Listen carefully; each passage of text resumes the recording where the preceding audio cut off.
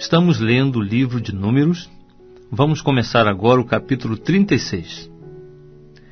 Chegaram-se então os cabeças das casas paternas da família dos filhos de Gileade, filho de Maquir, filho de Manassés, das famílias dos filhos de José, e falaram diante de Moisés e diante dos príncipes, cabeças das casas paternas dos filhos de Israel, e disseram: O Senhor mandou a meu senhor que por sortes repartisse a terra em herança aos filhos de Israel.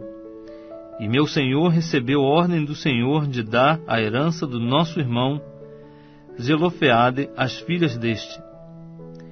E se elas se casarem com os filhos das outras tribos de Israel, então a sua herança será diminuída das heranças dos nossos pais, e acrescentada à herança da tribo a que vierem a pertencer.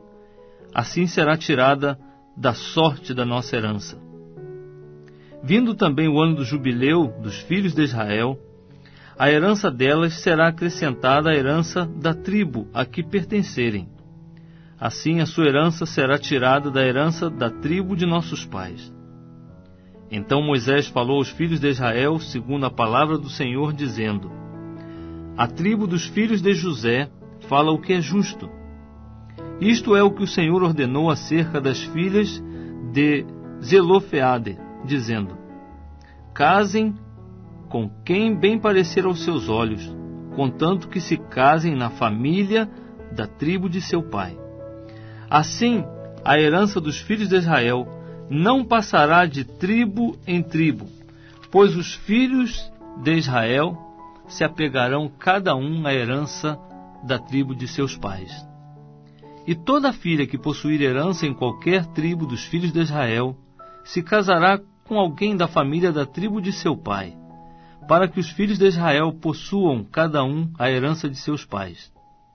Assim, nenhuma herança passará de uma tribo a outra, pois as tribos dos filhos de Israel se apegarão cada uma à sua herança. Como o Senhor ordenara a Moisés, assim fizeram as filhas de Zelofeade.